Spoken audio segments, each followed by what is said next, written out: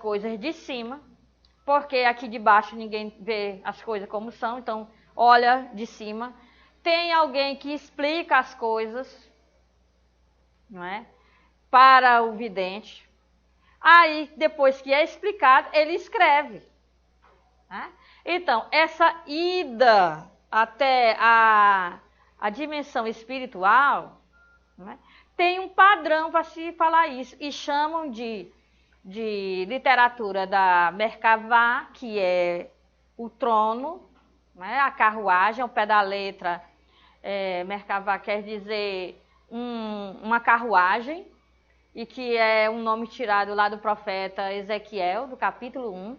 Quando o profeta Ezequiel vê o templo destruído, ele chora: meu Deus, e agora? O que vai ser feito? Aí Deus mostra para ele a arca saindo toda gloriosa, né? E alguém em cima da arca, esse alguém ninguém pode ver, só o brilho dele. E aquela arca tem rodas e tem anjos por todo lado e tem aquela coisa toda estranha, que o pessoal disse que era um disco voador, mas é o simbolismo mesmo desse tipo de literatura, né?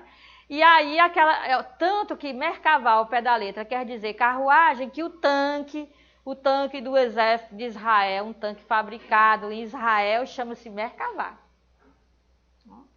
Então, Merkavá é o nome dado. E esse vidente, ele sempre tem estágios que ele avança, moradas ou estágios ou castelo. Teresa chama de castelo. Os místicos, porque Teresa, só dizendo, Teresa d'Ávila, ela é neta de judeus, então ela sabe toda essa literatura, e que é chamada de literatura da Cabala. Esses estágios, essas moradas, ou esses castelos, essas muitas moradas, esses palácios, eles recebem em hebraico o nome Rei Lahot. Rei Lahot quer dizer palácio.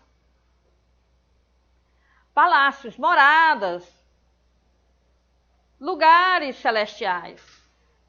É que tem uma hierarquia, tem os mais altos, tem os mais baixos, né? Tem os mais intensos, mais íntimos, tem os mais superficiais. Por isso que Teresa coloca em círculos que vão do círculo mais externo, que é a dimensão mais fraquinha, para o círculo mais interno, que é a dimensão mais aprofundada. Não é? Então isso aí é tudo uma literatura que tem na época de Paulo. E Paulo fala a partir dessa literatura, para ser compreendido por todo mundo. Quando ele diz assim, eu conheço um homem que foi ao terceiro céu, todo mundo entende. Quem não entende somos nós, porque nós não estamos lendo literatura de Enoque, vários tipos de literatura apocalíptica, literatura da Cabala, amplamente divulgada. Né? Os coríntios adoram a mística, os misticismos, as doutrinas, quanto mais esotéricas, melhor. Por isso que eles aderiram ao cristianismo, que eles pensavam que era mais uma dessas. E quando começaram uma postura moral, uma postura ética deles, aí o negócio complicou, porque era só mais uma doutrina bonitinha, que veio lá do Oriente, né? Doutrina oriental. Então, é uma maravilha. Nós não estamos assim hoje. Nós estamos, veio do Oriente, veio a doutrina oriental, está maravilhosa. Ninguém quer saber o que é, mas veio de lá, quanto mais esquisito, então melhor. Aí Paulo começa a cobrar uma postura mais ética, e aí dá briga, porque eu queria só a doutrina. Né? Eu estava procurando me engrandecer, chegar perto de Deus, ter um arrebatamento, ter alguma coisa. Aí chega esse aí que quer que eu mude de vida, então fica complicado. Né? Então, esse tipo de palavras que Paulo usa para descrever a experiência dele, são palavras que são amplamente conhecidas lá no ambiente judaico, na literatura da Cabala, ou literatura Merkavá, ou literatura Rei Lahot, é tudo a mesma coisa. Então, quando Teresa diz castelos ou moradas, castelos interiores ou morada, ela está dizendo Rei Lahot, é uma palavra hebraica, palácios, moradas espirituais. Ela sabia muito bem o que ela estava falando. Inclusive, eu escrevi um artigo que eu espero que saia logo, que foi para a revista lá da faculdade. Teresa e a Cabala. Teresa d'Ávila e a Cabala. Tem um filme da Edith Stein que é A Sétima Morada, né? É o sétimo céu. A sétima morada, que é o sétimo céu. Baseado na obra, sabe por que Edith Stein é judia? quando ela leu a obra de Teresa, ela se converteu. Passou a ser judia, uma judia crente em Jesus, uma verdadeira judia. Ela diz, eu me converti às minhas tradições, porque ela é ateia. Né? Ela era uma filósofa ateia. As tradições eram só tradições. Quando ela leu Teresa, que ela leu uma obra de uma judia, quando ela leu Teresa, e ela se reconheceu lá. Aí ela se tornou uma verdadeira judia, seguidora de Jesus. Tanto que ela morreu como judia. Né? Quando ela viu o povo morrendo, ela foi perseguida porque era judia e morreu no campo de concentração. Né? Então ela é uma excelente católica, Santa Benedita da Cruz, e uma excelente judia, Edith Stein. As duas pessoas são a mesma. Tá? Exatamente. Aí ela completou a fé judaica dela, tornando-se seguidora de Jesus, entrando para o Carmelo. Não aceitou Jesus como aceitar Jesus é quando você sai dos ídolos para o Deus vivo e verdadeiro. Agora, quando você já tem o Deus verdadeiro, você só completa aquilo que está faltando. Por isso que o judeu não se converte ao cristianismo, o judeu completa a fé. Com o que falta, que é crer que o Messias já veio, que é Jesus. Então, uma informação interessante que o autor diz assim, a informação que Paulo dá sobre o que aconteceu é uma informação de eu não sei. É engraçado porque se você vai contar um acontecimento, você dá os detalhes do que aconteceu. E os detalhes que Paulo dá é que eu não sei bem o que foi que aconteceu comigo, não é? Ele não estava lá para saber quem presenciou, para dizer se ele estava fora do corpo ou no corpo. Ele não sabe. Então, a informação que ele dá é assim, eu não sei se o que aconteceu estava no corpo ou fora do corpo. Ele diz 2 vezes. Né? Essa informação é repetida 2 vezes. É a informação que ele dá sobre o acontecimento, é isso. Quer dizer, ele não vai dizer o que disseram, quem ele viu, com quem falou. Não vai dizer. Nós vamos já saber por quê. O que ele vai dizer é, isso aconteceu comigo. Agora, eu não sei se é uma coisa fora do corpo ou no corpo. Não é? Ele não sabe a natureza desse acontecimento. Irmã, e por que ele põe na terceira pessoa? É já que nós vamos saber. Vocês estão querendo saber as coisas antes da hora. Estão querendo chegar ao final do filme antes que eu chegue no meio do filme. Pode interrogar, mas aí quando eu for ver lá na frente a gente diz, tá? Não é? Isso aqui não é muito interessante. Então eu não sei. Quer dizer, ninguém disse para ele o que aconteceu quando ele viu aquele momento. Tem uma coisa engraçada aqui que não tem muito a ver, não, mas só para vocês terem uma ideia. Eu senti dor no ouvido. Aí eu pensei, vou ver se eu tenho ATM, fazer exame, vou ver o dentista. Aí eu marquei com o especialista. Aí ele disse, por que você está aqui? Eu disse, porque eu estou com dor no ouvido e eu acho que eu tenho ATM. Ele disse, as pessoas dizem que você à noite fica roçando os dentes, no outro eu disse, não dizem não. Não dizem, não, ninguém dorme comigo no quarto. Aí ele disse, então você não sabe se você faz isso. Eu disse, não sei. Não sei. Eu só sei que está doendo meu ouvido, algum motivo deve ter. Aí ele disse, vou ver. Aí ele olhou e disse, não, você não faz isso. Porque seus dentes não estão com nenhum desgastado. Você não faz isso. Aí eu falei, ai que bom, quer dizer que se alguém dividir o quarto com alguém, não tem problema, né? Tem não. Tá certo. Então vamos procurar outra causa da sua dor no ouvido. Aí foi ver que era o problema da garganta. Certo. Então, Paulo diz, eu não sei, ninguém me contou de que jeito eu fiquei, de que jeito que eu estava, eu estava sozinho, ninguém me diz, eu não sei, eu só sei que eu tenho consciência e memória de que eu vivi uma experiência, não é? Mas não sei como é. Para os gregos, essas experiências espirituais só são possíveis se a pessoa estiver fora do corpo. Para os judeus, não é? Porque os judeus também, eles creem num outro tipo de corpo, que é o corpo chamado corpo psíquico, que Paulo fala várias vezes, não é? Então, para os judeus não tem problema dizer, não tem essa necessidade de dizer eu estava fora do corpo. Porque para o judeu você sempre está num corpo. Quando você não está nesse corpo aqui material, você está no corpo psíquico, mas você sempre está num corpo. Tá certo? Tá certo, Rodrigo? Você que entende dessas coisas. Tá. O Rodrigo é um estudioso do judaísmo, né? E dessas coisas espirituais. além de ser um estudioso de Paulo. Então, isso se baseia, esse acontecimento que Paulo relata, já tem relatado no arrebatamento de Enoque, que para eles é em corpo, e o arrebatamento de Elias, que também para o judaísmo é em corpo. Agora, qual é o problema que a pessoa acha que vai estar dirigindo um carro e aí alguém some e vai lá para cima, com tudo? É porque não entende a noção de corpo. Porque quando o judeu fala de corpo, nem sempre ele está falando do corpo físico. Olha, você diz corpo de bombeiro, corpo social. Um sindicato é um corpo. Uma congregação religiosa é um corpo. Né? O corporativismo. O corpo docente, o corpo discente. Tudo isso aí nós herdamos da cultura judaica, que corpo, nós vimos até na vez passada, na aula passada do sábado, que para Corinto a cidade é um corpo com os diversos membros que tem que todos estar unidos na sua função e tal. Então, se ele diz corpo, se a Bíblia diz corpo para Enoque, diz corpo para Elias, não está reduzindo ao corpo físico. Porque para o judeu, eu digo corpo para diversas coisas. Corpo físico é um da forma de ser corpo. Não é a única. Então, esse pessoal que pensa assim, a igreja vai ser arrebatada em corpo, vai encontrar com o Senhor nos aires, e vai ser atropelado por um disco voador.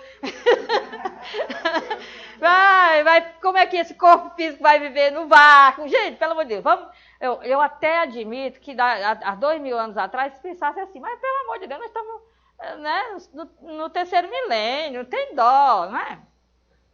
Então, para o judeu existem várias formas de dizer. Então, para os gregos, em geral, e para a literatura de João, sempre o arrebatamento do vidente é em espírito. Ele diz isso. Ele quer deixar bem claro que é uma dimensão do espírito. Ele é levado em espírito. Eu fui levado em espírito. Então, você pode ver isso em Apocalipse 1:10, Apocalipse 4, de 1 a 2. Ele sempre deixa bem claro. É em espírito que eu fui levado. Não é? Tá certo? Então, ser levado em espírito também é para dizer assim, eu vi coisas que nos meus olhos físicos eu não vejo. É isso que ele está dizendo. Isso esse tipo de termos, de terminologia, de expressões, de palavras, tenta dizer uma coisa que aconteceu com a pobreza de palavras que nós temos para dizer, uma tentativa de expressar uma experiência. Que é diferente, que é difícil. A pessoa diz assim, me diga por que você está apaixonado pelas pessoas, me dê os argumentos. É uma loucura, a pessoa não tem argumento para explicar o amor. Eu estou apaixonado e pronto, aí vai tentar dizer, usar a palavra. E as palavras não vão convencer, porque certas experiências internas, íntimas que nós temos, não temos como explicar, não é isso? Não temos como dizer, a gente usa a linguagem simbólica para tentar dizer, usa a metáfora para tentar dizer. Tá? Então, agora nós vamos para as viagens celestiais ou arrebatamento. Vamos tentar ver. O que é ser arrebatado? Para eu entender essa questão do terceiro céu, nós vamos observar uma figura da cosmogonia antiga, né? Cosmologia, quer dizer. Então, o que é? Como é que o ser humano antigo entende o universo. Entende o universo em 3 dimensões. Primeiro, nós temos o Sheol, para os judeus, os orientais, tem sempre isso, que é uma coisa subterrânea, que é uma coisa... Esse subterrâneo geográfico ou topográfico tenta expressar um subterrâneo no sentido da existência. É uma coisa existencial. O Sheol, para os judeus, é uma vida latente, é uma vida que não é plenamente humana. Não tem fogo, colocaram fogo depois. Não tem capeta, ele foi para lá depois. né? Certo? Não tem chofre, né? Não tem tridente, não tem aquele cara com rabinho e chifre, não tem. Quer dizer que é o estágio em que a lagarta fica no casulo. Isso é o que melhor define o Sheol. Quer dizer, as potencialidades humanas estão latentes, elas não se desenvolveram. Certo? Ela está latente. Isso é o Sheol.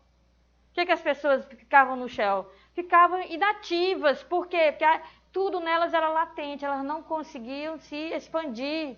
Elas teriam que evoluir para uma outra fase, que aí os fariseus vão chamar essa outra fase de ressurreição, e em grego eles vão chamar de metamorfose, que é a palavra que Paulo usa na carta aos Coríntios, capítulo 15, a primeira, para falar de metamorfose, elas têm que passar por uma experiência de... Ele chama também, ele fala que é como... Tá aí, ele fala do Sheol como o Sheol, a vida aqui, ele fala uma semente plantada. Jesus também diz um grão de trigo que tem que morrer aqui embaixo. É uma fase que a vida humana, as potencialidades humanas estão latentes, elas não estão plenamente desenvolvidas e teria que passar por um desenvolvimento. É isso que o judaísmo fez. Diga. Professora, é porque assim, eu sempre soube que o Sheol, talvez em outras linguagens, em outras ciências, que o Sheol era o inferno, era o mundo subterrâneo, né? Então vamos de trás para frente. Temos o grego. Para o grego, o reino dos mortos, para chegar lá, chama Hades, que é o mesmo nome do chefão deles lá, né? Então tem o que é responsável pelo céu, que é o Zeus, está lá no Olimpo. O que é responsável pela água, que é o quê? Poseidon, não é? Poseidon. É. E todos eles recebem nome grego também, né? E tem o Hades, que é o responsável pelo reino dos mortos. Quem tiver alguma dúvida, veja o filme Titãs. Então, para chegar até o Hades, tem o rio Styg, que é um rio feito de fogo. Mas, e o que acontece? É que tem um barqueiro, não me lembro o nome dele agora. Queronte. Tem o barqueiro, que você paga umas moedas para ele e ele te passa pro lado de lá, porque você não pode ficar aqui aperreando as pessoas, mal assombrando as casas. Tem que passar... Peraí, o inferno de Gândia não chegou ainda não. Estamos lá no grego ainda. Você paga porque você tem que ir para a região dos mortos. Você não está mais aqui entre nós, então você não pode ficar pro lado de cá. Tem que ir pro lado de lá. Aí você paga, ele te atravessa e você vai pro lado de lá. Chega lá, você fica no reino de Hades. E ele é o rei lá. E você obedece o Hades, porque ele não é flor que se cheira. Ele é temperamental, né? Ele é mal-humorado, Hades. Mas não passa disso, né? Então, quem é que tem medo de Hades? Quem está aqui. Por quê? Porque quem está aqui sabe que se for lá para o reino de Hades, a cidade lá onde Hades mora, não sai de lá nunca mais. Então as pessoas não querem se separar dos seus entes queridos, têm medo de Hades. Mas quando chega lá, se acostuma, né? Se acostuma, encontra outras pessoas que já estão lá, porque o mais interessante do mundo antigo é que tanto em grego quanto em hebraico você vai se reunir aos seus antepassados. Morte chama-se reunir-se aos seus antepassados. Então você vai chegar lá e vai ver os seus parentes, vai dizer, ai, não é tão ruim assim. Agora, o único problema é que você fica no exílio. Você não pode, né? Hades não quer deixar. E quem for besta de chegar lá para tentar tirar alguém, acaba ficando lá. Então, tem vários mitos de deuses e deusas que foram lá para tentar tirar uma pessoa que amava e ficou por lá mesmo. Não é? Então, isso aí é a mitologia grega. Tá.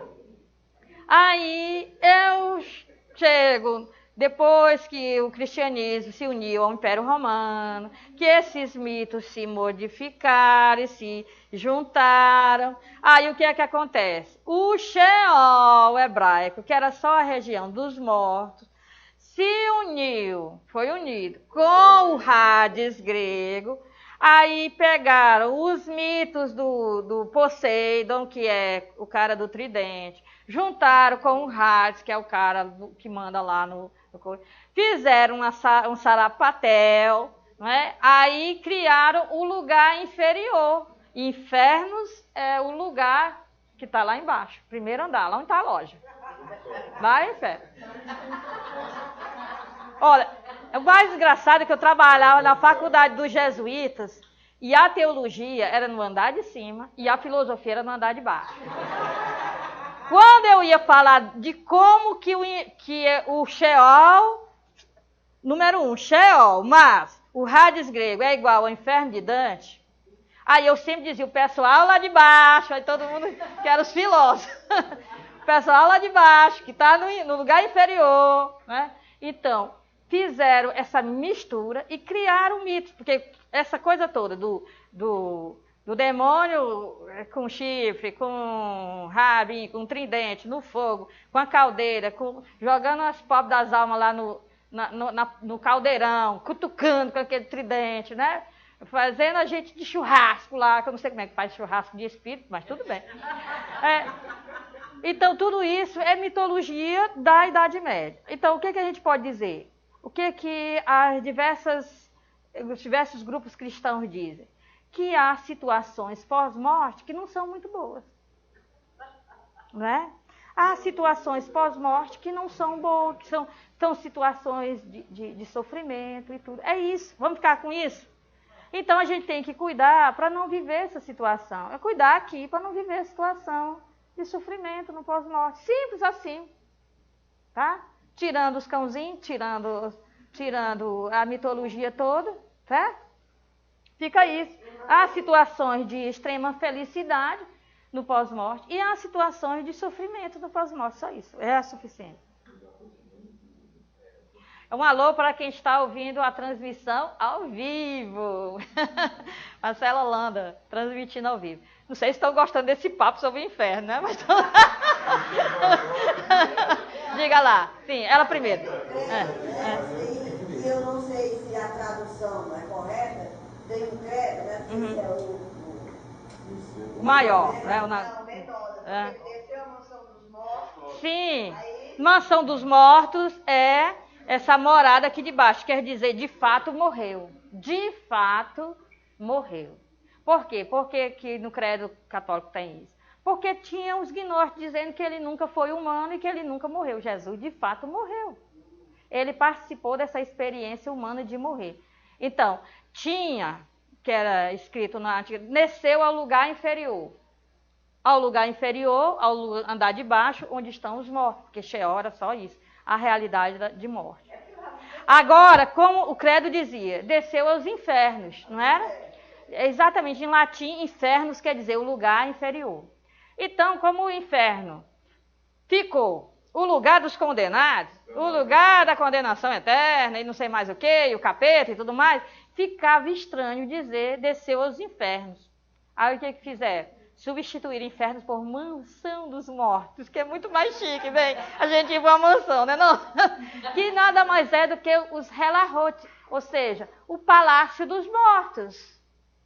Ao pé da letra, a mansão dos mortos, ou a morada dos mortos, ou o palácio dos mortos, ou o castelo dos mortos. É a mesma coisa. É o mesmo inferno. É o mesmo inferno. Tá certo? Então quer dizer que ele participou dessa realidade que é morrer. Então, nós cremos que de fato Jesus morreu. Tá? Então o que você está vendo? Temos aqui uma região da latência, onde as possibilidades, as potencialidades humanas não estão no seu pleno exercício, mas latente, como uma lagarta no casulo, ou um grão de trigo, né, debaixo da terra, como diria Jesus, ou então como Paulo, uma semente que é plantada. Né? Aqui em cima, no andar do meio, estamos nós. nós estamos numa situação intermediária. Nossa situação aqui não é definitiva, por isso que está no meio. Então, essa forma geográfica de ver é para poder falar de certas realidades existenciais, ok? Então, nós estamos numa situação que não é definitiva. A gente tem que tomar cuidado para a nossa situação pós-morte não ser uma latência ou uma plenitude. Temos que ver se a gente vai avançar, ou a gente vai ficar se fechando como lagarta no casulo. Tá certo? Então, isso aqui, logo depois dessa dimensão, já na dimensão espiritual, temos o primeiro céu. O primeiro céu. Quer dizer que é uma situação boa. Primeiro céu. É o primeiro castelo. Tá? Primeiro castelo. O primeiro castelo de Teresa, o que é que tem?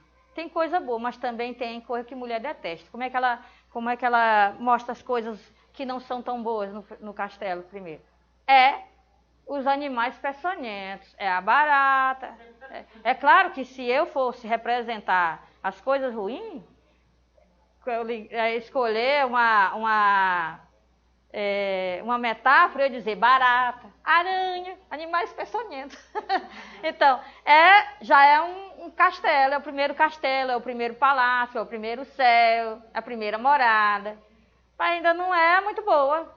Existe um trânsito, né? Então, pronto. Então é bom que você vá para a segunda morada, tá? O segundo céu. Já está um pouquinho mais alto. Então, já é bem melhor, não é? E o terceiro céu... Não. Então, veja, o terceiro céu já está bem mais avançado. Então, existem duas formas de dividir essa dimensão espiritual em três, porque em três partes vai levar em conta o templo ou a morada do deserto, a tenda, o santuário no deserto tem 3 átrios. O templo também tem 3 átrios, não é? O que é para todo mundo, o que é para sacerdote e o que é para o sumo sacerdote. Então, quando eles dividem em 3 estágios, ou 3 átrios, ou 3 castelos, ou 3 palácios, 3 moradas, 3 mansões, 3 cés, é a mesma coisa. Quer dizer,